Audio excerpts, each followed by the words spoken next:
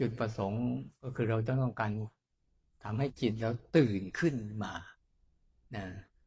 อย่าไปตกเป็นอำนาจของความคิดเนี่ยตื่นรู้ไม่ใช่คิดรู้เนี่ยโลกมันมีนะตื่นรู้กับคิดรู้มันจะต่างกันไอ้คิดรู้เนี่ยมันจะเป็นเรื่องของภาพของจินตนาการไปข้างหน้าสมมติว่าอาตมาจากยโสธรอย่างเงี้ยจำภาษาอยู่ยโสธรอย่างนี้นี่เข้าใจไหมอาตมาจากยโสธรเข้าใจใช่ไหม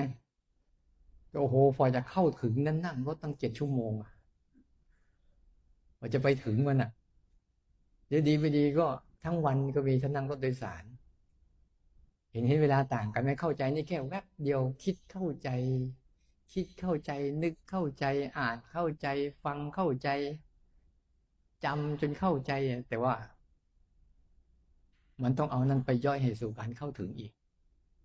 เพราะว่ามันเป็นเรื่องของมันจึงมีสุตะจินตาแล้วก็ภาวนาเนี่ยสุตะกับจินตาเนี่ยเป็นการเข้าใจแต่ภาวนาเป็นการเข้าถึงเนี่ยสรุปแล้วไปภาวนาอะไรภาวนาอะไรภาวนารู้ให้อย่าไปภาวนาคิดมากภาวนารู้